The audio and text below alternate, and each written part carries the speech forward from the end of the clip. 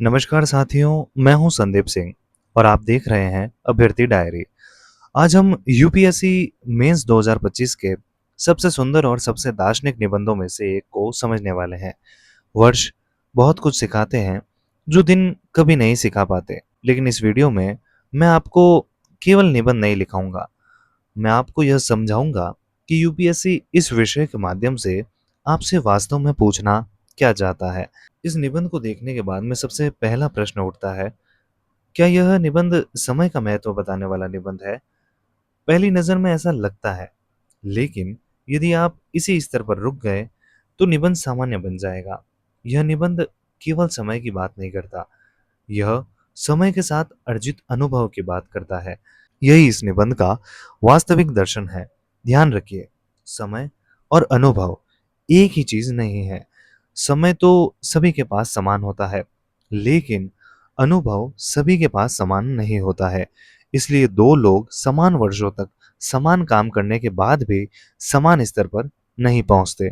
दोस्तों, अगला जो प्रश्न है इस निबंध के केंद्र बिंदु से निकल कर आ रहा है, वह है, क्या समय सबसे बड़ा शिक्षक है? अब पहला प्रश्न उठता है, क्या वास्तव में समय सबसे बड़ा शिक्षक है? हम अक्सर सुनते हैं, समय बहुत कुछ सिखा देता है, लेकिन क्या केवल समय ही सिखाता है? मैं कहूँगा नहीं, समय अकेले कुछ नहीं सिखाता। यदि केवल समय ही शिक्षक होता, तो संसार का प्रत्येक वृद्ध व्यक्ति सबसे बुद्धिमान होता, लेकिन ऐसा नहीं है। वास्तव में समय तभी शिक्षक बनता है जब उसके साथ अनुभव जुड़ जाता है। और जो अगला मुख्य प्रश्न है, वह है, समय के साथ साथ अनुभव का योगदान क्या है? यदि समय पर्याप्त नहीं है, तो फिर सबसे महत्वपूर्ण क्या है? जवाब है अनुभव। अब जरा सोचिए, एक विद्यार्थी 5 वर्ष तक केवल किताबें खरीदता रहे, लेकिन कभी पढ़े नहीं, क्या वह 5 वर्ष उसे विद्वान बना देंगे? जवाब है नहीं। दूसरी ओर, कोई विद्यार्थी 1 वर्ष पूरी ईमानदारी से पढ़ाई करे, गलतियों से सीखे, उत्तर लिखे, मार्गदर्शन ले, तो उसका अनुभव कई अधिक समृद्ध होगा। इसलिए समय केवल अवसर देता है, लेकिन अनुभव उस अवसर को उपलब्धि में बदल देता है। ठीक इसी प्रकार अगला जो मुख्य आयाम है, क्या केवल समय बीत जाना पर्याप्त है? अब यहाँ यूपीएससी आपसे एक गहरा प्रश्न पूछ रहा है, क्या केवल वर्षों का बीत जाना ही विकास है? तो जवाब है नहीं। यदि कोई व्यक्ति प्रतिदिन वही गलती दोहराता रहे, तो 10 वर्ष बाद भी वह वहीं रहेगा। लेकिन जो व्यक्ति अपनी प्रत्येक भूल से सीखता है, वह 1 वर्ष में भी असाधारण परिवर्तन कर सकता है। यही कारण है कि वर्षों की संख्या नहीं, बल्कि वर्षों की गुणवत्ता महत्वपूर्ण होती है। अगला जो आयाम है, वह है, फिर दिन की भूमिका क्या है, यानी कि दिन का महत्व क्या है? यदि वर्ष इतने महत्वपूर्ण है, तो क्या दिन महत्वहीन हो जाते हैं? बिल्कुल नहीं। यहीं से इस निबंध का दूसरा आयाम शुरू होता है। साथियों, इतिहास हमेशा एक दिन से शुरू होता है। 15 अगस्त 1947 या फिर 26 जनवरी 1950 एक उदाहरण के तौर पर हम मान लेते हैं, या किसी विद्यार्थी का वह दिन जब वह निर्णय लेता है कि अब उसे पूरी ईमानदारी से तैयारी करनी है। परिवर्तन की शुरुआत एक दिन से होती है, लेकिन उस परिवर्तन को स्थायी बनाने का कार्य वर्ष करते हैं। दोस्तों, दिन और वर्ष का एक दार्शनिक संबंध है। यदि मुझे एक पंक्ति में इस निबंध का सार बताना हो, तो मैं कहूंगा, दिन अवसर देता है जबकि वर्ष उपलब्धि देते हैं। दिन निर्णय देता है जबकि वर्ष परिपक्वता देते हैं। दिन बीज बोता है तो वर्ष उसे विशाल वृक्ष बना देता है। इसलिए लेखक कहता है, वर्ष बहुत कुछ सिखाते हैं जो दिन कभी नहीं सिखा पाते। अब दोस्तों, अगले भाग की हम भूमिका को देखने का प्रयास करते हैं। अब प्रश्न यह है, यदि वर्षों का महत्व इतना अधिक है, तो उनका प्रभाव सबसे पहले कहाँ दिखाई देगा? क्या व्यक्ति के जीवन में, या परिवार में, या समाज में, या फिर पूरे राष्ट्र के विकास में? इन्हीं सभी आयामों को अब हम अगले भाग में विस्तार से समझेंगे। दोस्तों, पहला आयाम है व्यक्तिगत आयाम। सबसे पहले बात करते हैं व्यक्ति की। एक प्रश्न स्वयं से पूछिए, क्या कोई व्यक्ति केवल उम्र बढ़ जाने से परिपक्व हो जाता है? जैसा कि मैंने आपको पहले कहा, यदि ऐसा होता तो संसार का प्रत्येक व्यक्ति, वृद्ध व्यक्ति, महान होता। लेकिन वास्तविकता इससे भिन्न है, आप सभी जानते हैं। परिपक्वता का संबंध आयु से कम, जबकि अनुभव से अधिक होता है। यही कारण है कि कभी-कभी एक युवा भी अपने अनुभवों के कारण अत्यधिक विवेकपूर्ण निर्णय लेता है और कई बार अधिक आयु वाला व्यक्ति भी वही गलतियां दोहराता रहता है। अब दोस्तों अगला एक प्रश्न है व्यक्ति के स्तर पर कि अनुभव व्यक्ति को क्या प्रदान करता है। सबसे पहले धैर्य, फिर निर्णय क्षमता और उसके बाद विवेक और अंततः आत्मविश्वास। इसीलिए महान व्यक्तित्व एक दिन में नहीं बनते, वे वर्षों तक संघर्ष करते हैं, असफल होते हैं, सीखते हैं और फिर सफलता प्राप्त करते हैं। इस बात को यदि एक उदाहरण से समझना हो तो डॉक्टर एपीजे अब्दुल कलाम साहब का जीवन हमारे सामने है। उनके प्रारंभिक रॉकेट मिशन कई बार असफल हुए। यदि वे केवल एक असफल दिन को अपनी अंतिम पहचान मान लेते तो भारत कभी मिसाइल शक्ति नहीं बनता। लेकिन उन्होंने असफलता को अनुभव में बदला और यही अनुभव उन्हें भारत का मिसाइल मैन बना गया। यही इस निबंध का पहला जीवन दर्शन है। दोस्तों दूसरा जो आयाम है वह है परिवार। अब प्रश्न उठता है क्या अनुभव केवल व्यक्ति तक सीमित रहता है? जवाब है नहीं। उसका सबसे बड़ा प्रभाव परिवार में दिखाई देता है। सोचिए, एक बच्चा अपने माता पिता से सबसे अधिक क्या सीखता है? क्या केवल उनके शब्द या उनका जीवन? वास्तव में बच्चे उपदेश कम और व्यवहार अधिक सीखते हैं। जैसा कि हम इथिक्स या नीति शास्त्र में देखते हैं ना, ऑब्जर्वेशन मेथड, यानी कि बच्चा ऑब्जर्व करता है अपने घर में रह रहे जितने भी लोग हैं, जितने भी उसके परिवार सहयोगी लोग हैं, कि वे क्या कर रहे हैं और वे कैसे कर रहे हैं, उन चीज़ों को वह भाँपता है और उन्हें फिर उनका धीरे-धीरे आचरण करने लगता है। पिता का वर्षों तक किया गया परिश्रम, माँ का त्याग, परिवार का अनुशासन, ये सब धीरे-धीरे अगली पीढ़ी के संस्कार बन जाते हैं। इसलिए परिवार केवल रक्त संबंधों से नहीं, बल्कि वर्षों से संचित अनुभवों और मूल्यों से चलता है। अब एक और प्रश्न, क्या एक दिन का उपदेश जीवन बदल देता है? जवाब है नहीं। लेकिन वर्षों तक देखे गए अच्छे आचरण एक बच्चे के पूरे व्यक्तित्व को बदल सकते हैं। यही कारण है कि भारतीय संस्कृति में कहा गया है, संस्कार सिखाए नहीं जाते, जिए जाते हैं और उन्हें जीने में वर्ष लगते हैं, यानी कि अनुभव लगते हैं। दोस्तों तीसरा एक प्रमुख आयाम है समाज। अब परिवार से आगे बढ़ते हैं। प्रश्न है, क्या समाज एक दिन में बदल सकता है? उत्तर स्पष्ट है, नहीं। समाज परिवर्तन एक लंबी प्रक्रिया है। महिला शिक्षा, अस्पृश्यता उन्मूलन, बाल विवाह के विरुद्ध संघर्ष, सती प्रथा, बेटी बचाओ बेटी पढ़ाओ, ये सभी अभियान वर्षों की सामाजिक चेतना का परिणाम है। यदि समाज केवल एक दिन में बदल सकता तो सुधार आंदोलनों की आवश्यकता ही नहीं होती।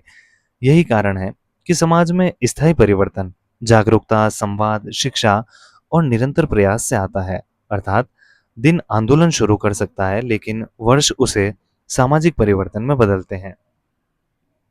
दोस्तों एक अगला प्रमुख आयाम है राष्ट्रीय आयाम। अब सबसे बड़ा प्रश्न है, क्या राष्ट्र भी अनुभवों से बनते हैं? निश्चित रूप से। भारत की स्वतंत्रता इसका सबसे बड़ा ज्वलंत उदाहरण है। हम 15 अगस्त 1947 को आजाद हुए या स्वतंत्र हुए। लेकिन क्या स्वतंत्रता केवल उसी दिन मिली? जवाब है नहीं। उस दिन के पीछे लगभग एक शताब्दी का संघर्ष था। हजारों क्रांतिकारियों का बलिदान, लाखों लोगों का त्याग और करोड़ों भारतीयों का धैर्य छिपा था। इसलिए 15 अगस्त केवल एक परिणाम था, वर्षों का संघर्ष उसका आधार था। इसी प्रकार हमारा संविधान भी एक दिन में नहीं बना। संविधान सभा ने लगभग 3 वर्षों तक विचार विमर्श किया, विभिन्न देशों के अनुभवों से सीखा, भारतीय परिस्थितियों को समझा और तब जाकर विश्व का सबसे बड़ा लोकतांत्रिक संविधान तैयार हुआ। इसलिए राष्ट्र केवल सीमाओं से नहीं, बल्कि साझा अनुभवों और सामूहिक स्मृतियों से बनते हैं। दोस्तों इसी प्रकार एक अगला आयाम सुशासन का आयाम है। अब अंतिम प्रश्न है, क्या लोकतंत्र केवल चुनावों से मजबूत हो जाता है? जवाब है नहीं। चुनाव लोकतंत्र की शुरुआत है, समाप्ति नहीं।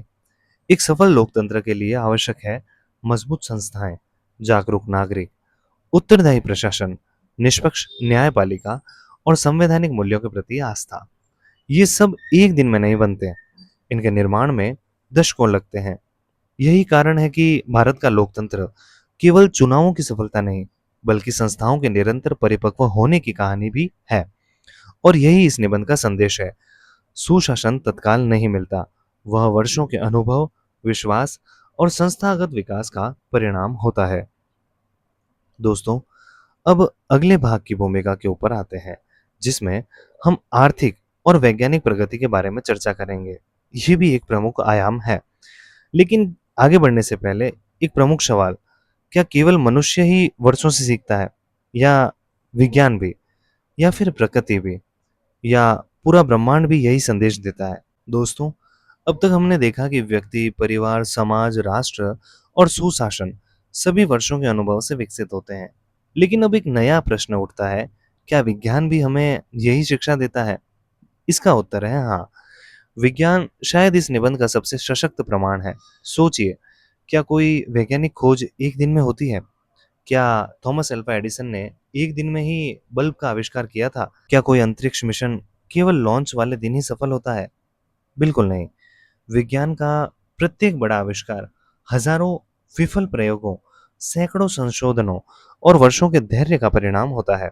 यदि भारत के अंतरिक्ष कार्यक्रम को ही देख लें, हम आज चंद्रयान 3 की सफलता पर गर्व करते हैं, लेकिन उस सफलता के पीछे दशकों का वैज्ञानिक अनुसंधान, सैकड़ों वैज्ञानिकों का परिश्रम और असफलताओं से सीखने की संस्कृति थी।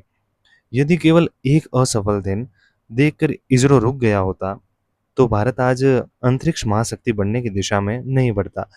यही कारण है कि विज्ञान हमें सिखाता है, असफल प्रयोग कभी व्यर्थ नहीं जाते, वे भविष्य की सफलता की तैयारी करते हैं। केवल भारत ही नहीं दोस्तों, द्वितीय विश्व युद्ध के बाद जापान का पुनर्निर्माण भी यही कहानी कहता है, जिसे हम आर्थिक परिप्रेक्ष्य में इस निबंध के मुख्य आयाम के रूप में शामिल कर सकते हैं। 1945 में जब जापान पूरी तरह तबाह था द्वितीय विश्व युद्ध के बाद में, तो भी उसने हार को अपनी नियति नहीं बनने दिया। वर्षों तक अनुशासन, प्रौद्योगिकी, शिक्षा और नवाचार पर कार्य किया। आज वही जापान विश्व की अग्रणी अर्थव्यवस्थाओं में से एक है। अर्थात एक दिन विनाश ला सकता है, लेकिन पुनः निर्माण में वर्षों का धैर्य लगता है। ठीक इसी प्रकार इस निबंध के एक अन्य आयाम में हम प्रकृति या प्राकृतिक आयाम को भी शामिल कर सकते हैं। अब प्रकृति की ओर बढ़ने से पहले एक महत्वपूर्ण प्रश्न, क्या प्रकृति भी हमें यही शिक्षा देती है? यदि ध्यान से देखें, तो प्रकृति स्वयं इस निबंध का सबसे बड़ा शिक्षक है। एक बीज आज बोया जाता है, लेकिन वह कल वृक्ष नहीं बन जाता। उसे वर्षों तक मिट्टी, जल, धूप और धैर्य चाहिए, तभी वह हजारों लोगों को छाया देने वाला एक विशाल वृक्ष बनता है। नदी भी एक दिन में अपना मार्ग नहीं बनाती, वह वर्षों तक चट्टानों से टकराती है, रास्ते बनाती है और अंततः घाटियों का निर्माण करती है। यानी प्रकृति का प्रत्येक महान परिवर्तन धीमी लेकिन निरंतर प्रक्रिया का परिणाम है। आज पूरी दुनिया जलवायु परिवर्तन की चुनौती का सामना कर रही है। यह संकट भी एक दिन में पैदा नहीं हुआ, दशकों तक प्राकृतिक संसाधनों के अंधाधुंध दोहन का परिणाम है, और इसका समाधान भी एक दिन में नहीं होगा। सतत विकास, पर्यावरण संरक्षण, नवीकरणीय ऊर्जा, ये सभी वर्षों तक चलने वाले प्रयास है। यानी प्रकृति हमें सिखाती है कि विनाश अचानक हो सकता है, लेकिन संतुलन बनाने में समय लगता है। दोस्तों, हालांकि हर सिक्के के दूसरे पहलू की भांति इस निबंध का भी एक दूसरा पक्ष है, जो है क्या दिन का कोई महत्व नहीं है, केवल वर्ष का महत्व है। यदि हम ऐसा मान ले, तो यह निबंध एकांकी हो जाएगा, यानी कि एक तरफा हो जाएगा। यही वह स्थान है जहां यूपीएससी आपसे संतुलित दृष्टिकोण की अपेक्षा करता है। प्रश्न है, क्या कभी एक दिन भी इतिहास बदल सकता है? उत्तर है हाँ। 15 अगस्त 1947, संविधान दिवस, या किसी विद्यार्थी का वह दिन जब वह निर्णय लेता है कि अब जीवन बदलना है, ये सभी दिन इतिहास बदलने वाले दिन है। लेकिन यहाँ एक और प्रश्न उठता है, क्या केवल एक दिन पर्याप्त था? जिसका जवाब है नहीं। 15 अगस्त के पीछे दशकों का स्वतंत्रता संग्राम था।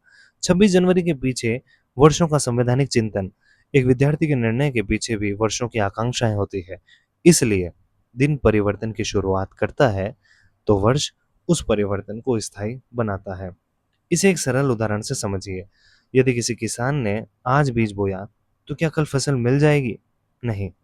लेकिन यदि वह बीज आज नहीं बोया जाता, तो वर्षों बाद भी फसल नहीं मिलती। अर्थात दिन पहला कदम है और वर्ष उस कदम की यात्रा। दोस्तों, आगे बढ़ते हुए हम इस निबंध को लिखने का प्रयास करेंगे और इस लिखे हुए निबंध के ऊपर चर्चा करेंगे। दोस्तों, अब आगे बढ़ते हुए हम ये देखेंगे कि उस प्रारूप के अनुसार हम इस निबंध को कैसे लिख सकते हैं। यह इस निबंध का मॉडल उत्तर है, जो कि मेरे द्वारा लिखा गया है। आइए इस निबंध को पढ़ते हैं और इसके ऊपर चर्चा करते हैं। निबंध का शीर्षक है वर्ष बहुत कुछ सिखाते हैं जो दिन कभी नहीं जानते। इस निबंध की शुरुआत मैंने तात्कालिक और समसामयिक मुद्दे यानी कि आर प्रज्ञानंद जो कि शतरंज खिलाड़ी है उनसे की है। हाल ही में भारत के युवा शतरंज खिलाड़ी आर प्रज्ञानंद ने विश्व के शीर्ष खिलाड़ियों को चुनौती देकर करोड़ों भारतीयों का ध्यान आकर्षित किया। लोगों ने उनकी जीत का वह क्षण देखा, समाचारों ने उनकी उपलब्धि का उत्सव मनाया और देश ने उनकी प्रतिभा की सराहना की।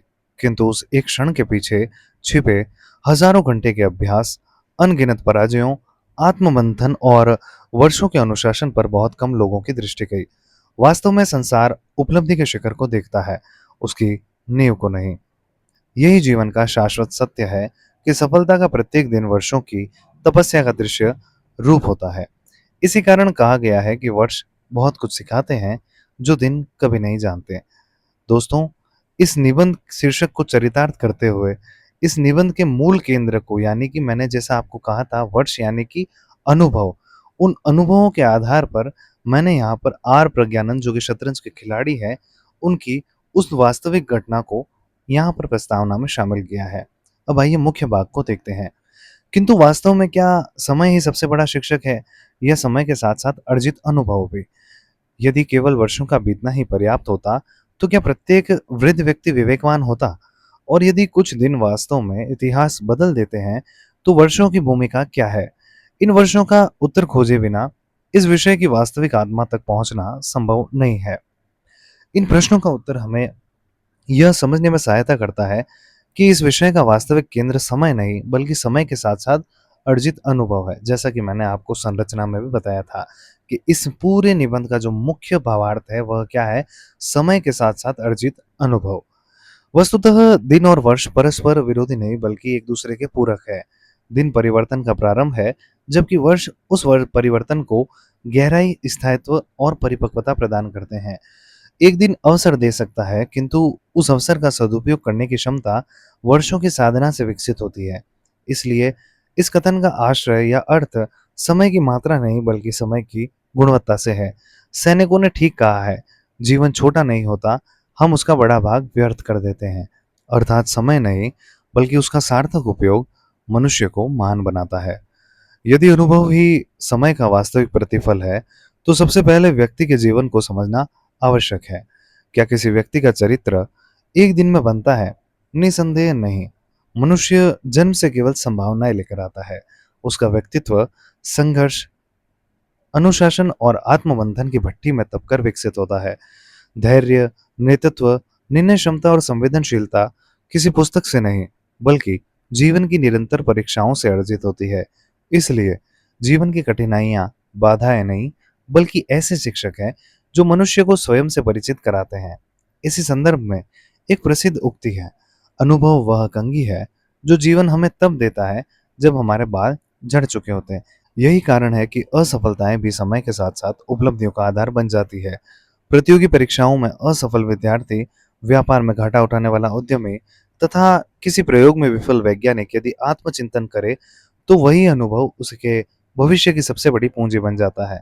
सफलता हमें प्रसन्न करती है पर असफलता हमें परिपक्व बनाती है। इस सत्य का सजीव या ज्वलंत उदाहरण है डॉक्टर एपीजे अब्दुल कलाम का जीवन।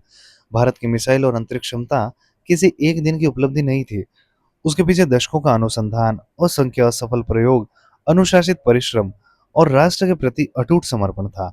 इतिहास ने उनकी सफलताओं को दर्ज किया, पर उन सफलताओं का निर्माण करने वाले वर्षों के मौन संघर्ष को बहुत कम लोगों ने देखा। इसी संदर्भ में कहा गया है, यदि सूरज की तरह चमकना है तो पहले सूरज की तरह जलना सीखो। यानी कि किसी उपलब्धि को प्राप्त करने के लिए बहुत अधिक मेहनत करनी पड़ती है। फिर भी क्या इसका अर्थ यह है कि दिन महत्वहीन है? कदापि नहीं। कुछ दिन वास्तव में जीवन की दिशा बदल देते हैं। किसी विद्यार्थी के लिए परीक्षा का दिन, किसी खिलाड़ी के लिए चयन का दिन अथवा किसी वैज्ञानिक के लिए खोज का क्षण निर्णायक हो सकता है। दोस्तों, मैं अब आगे बढ़ने से पहले एक बात आपको कहूँगा कि मैंने यहाँ पर दिन के महत्व को कई बार मतलब यहाँ पर इस निबंध में ऐड किया है। 2-3 जगह मैंने ऐड किया है ताकि इस निबंध का संतुलन बना रहे। ऐसा नहीं हो कि हम केवल वर्षों की महत्वता या वर्षों के महत्व को बताने के चक्कर में दिन के महत्व को महत्वहीन बना दें। किंतु ऐसे दिन केवल उन्हीं के लिए इतिहास बनते हैं जिन्होंने वर्षों तक स्वयं को उस अवसर के योग्य बनाया हो। दूसरे शब्दों में, अवसर एक दिन देता है, किंतु योग्यता वर्षों में अर्जित होती है। यही संतुलन इस विषय की वास्तविक आत्मा है, और यही हमें व्यक्ति से आगे परिवार, समाज और राष्ट्र की यात्रा की ओर ले जाता है। यदि व्यक्ति का व्यक्तित्व वर्षों के अनुभव से निर्मित होता है, तो क्या परिवार भी उसी प्रक्रिया से परिपक्व नहीं होता? वास्तव में परिवार मनुष्य की प्रथम पाठशाला है, जहाँ माता-पिता और बुजुर्ग अपने अनुभवों से जीवन के वे मूल्य सिखाते हैं, जिन्हें कोई विद्यालय नहीं सिखा पाता। एक दिन का आदेश क्षणिक प्रभाव छोड़ सकता है, किंतु वर्षों तक देखा गया उनका आचरण आजीवन संस्कार बन जाता है। इसलिए भारतीय परंपरा में कहा गया है कि अनुभव सर्वश्रेष्ठ गुरु है। जब परिवार अनुभव से संस्कारित होते हैं, तो समाज भी उसी अनुभव का विस्तृत स्वरूप बन जाते हैं। परंतु क्या समाज एक दिन में बदल सकता है? इतिहास इसका उत्तर स्पष्ट रूप से नहीं में देता है। सती प्रथा का उन्मूलन, महिला शिक्षा का प्रसार, अस्पृश्यता के विरुद्ध संघर्ष और सामाजिक समानता की स्थापना किसी एक घटना का परिणाम नहीं थे। इनके पीछे वर्षों तक चला वैचारिक संघर्ष, जन जागरण और समाज सुधारकों का सतत प्रयास था। इसलिए समाज की वास्तविक प्रगति समय की लंबी साधना से ही संभव होती है। इसी संदर्भ में कहा गया है, कोई महान कार्य एक दिन में नहीं होता, उसके लिए धैर्य और निरंतर प्रयास आवश्यक है। यदि समाज समय के साथ विकसित होता है, तो राष्ट्र उससे अलग कैसे हो सकता है? किसी भी राष्ट्र का निर्माण केवल भौगोलिक या भौतिक सीमाओं से नहीं, बल्कि साझा संघर्षों से, मूल्यों और अनुभवों से होता है। भारत को 15 अगस्त 1947 को स्वतंत्रता अवश्य मिली, किंतु वह दिन लगभग 9 दशकों तक, यानी कि 100 वर्षों तक चले त्याग, बलिदान और राष्ट्रीय चेतना की परिणति था, यानी कि परिणाम था। इतिहास ने स्वतंत्रता दिवस को याद रखा, पर उस दिन को संभव बनाने वाले वर्षों के संघर्ष को अक्सर उतना स्थान नहीं मिला। यही कारण है कि इतिहास का प्रत्येक स्वर्णिम दिन अपने भीतर अनगिनत वर्षों की तपस्या समेटे हुए रहता है। यदि राष्ट्रों का निर्माण समय लेता है, तो क्या सुशासन भी एक दिन में स्थापित हो सकता है? जवाब है नहीं। लोकतंत्र केवल चुनावों से नहीं, बल्कि वर्षों तक विकसित हुई संस्थाओं, संवैधानिक मूल्यों और जागरूक नागरिकों से सशक्त होता है। भारतीय संविधान भी लंबी बहस और दूरदृष्टि का परिणाम था। इसलिए राजनीति का उद्देश्य तात्कालिक लोकप्रियता नहीं, बल्कि दीर्घकालिक लोक कल्याण होना चाहिए। यदि राजनीति समय की साधना है, तो आर्थिक और वैज्ञानिक प्रगति भी उसी का प्रतिफल है। जापान का पुनर्निर्माण, जो कि दूसरे विश्व युद्ध के बाद हुआ था, भारत के आर्थिक सुधार 1991-92 तथा चंद्रयान व मंगलयान जैसी उपलब्धियां सिद्ध करती है कि समृद्धि और नवाचार किसी एक दिन की देन नहीं, बल्कि वर्षों की नीति निरंतरता, अनुसंधान, धैर्य और अनुभव का परिणाम है। जैसा कि थॉमस अल्फा एडिसन ने कहा भी है, मैं असफल नहीं हुआ, मैंने केवल ऐसे हजार तरीके खोजे हैं जो काम नहीं करते हैं। यदि विज्ञान धैर्य सिखाता है, तो प्रकृति समय की सबसे बड़ी शिक्षिका है। एक बीज को वृक्ष बनने, नदी को, चट्टानों को काटने और पारिस्थितिकी को संतुलित होने में वर्षों लगते हैं। जलवायु परिवर्तन भी यही बताता है कि वर्षों की उपेक्षा का दुष्परिणाम एक दिन में सामने आ सकता है, किंतु उसका समाधान केवल सतत विकास और दीर्घकालिक दृष्टि से ही संभव है। इसी प्रकार भारतीय दर्शन भी निष्काम कर्म, मध्यम मार्ग और आत्मबोध के माध्यम से बताता है कि चरित्र किसी क्षण में नहीं, बल्कि निरंतर साधना से निर्मित होता है, यानी कि किसी भी चीज की निरंतरता से निर्मित होता है। फिर भी क्या केवल वर्ष ही सिखाते हैं और दिन का कोई महत्व नहीं है? निश्चित ही नहीं। स्वतंत्रता दिवस, संविधान लागू होने का दिन और किसी वैज्ञानिक खोज का क्षण परिवर्तन के उत्प्रेरक बन सकते हैं, किंतु प्रत्येक निर्णायक दिन के पीछे वर्षों की तैयारी, संघर्ष और अनुभव छिपा होता है। अतः दिन और वर्ष प्रतिस्पर्धी नहीं, बल्कि एक दूसरे के पूरक है। जैसा कि मैंने आपको शुरुआत में बताया था, दिन बीज है, वर्ष वृक्ष है। दिन अवसर है तो वर्ष उपलब्धि है। दिन प्रेरणा है तो वर्ष परिपक्वता है, यानी कि मैच्योरिटी है। समय का वास्तविक मूल्य उसकी अवधि में नहीं, बल्कि उससे अर्जित अनुभव, विवेक और चरित्र में निहित है। इसलिए निसंदेह कहा जा सकता है कि वर्ष बहुत कुछ सिखाते हैं, जो दिन कभी नहीं जानते। किंतु उतना ही सत्य यह भी है कि कुछ दिन हमें वर्षों तक सीखते रहने की प्रेरणा दे जाते हैं। ज्ञान का एकमात्र वास्तविक स्रोत अनुभव है। दोस्तों, यह है एक संतुलित निष्कर्ष। दोस्तों, मेरा आपसे एक निवेदन है कि इसी प्रकार के निबंध से रिलेटेड और यूपीएससी मुख्य परीक्षा से रिलेटेड कंटेंट को देखने के लिए तथा ऐसे ही कंटेंट को प्राप्त करने के लिए अभ्यर्थी डायरी यूट्यूब चैनल और टेलीग्राम दोनों से ही आप जुड़िएगा। और अपने मित्रों और अपने जितने भी सहपाठीगण हैं उनसे साझा कीजिएगा। धन्यवाद।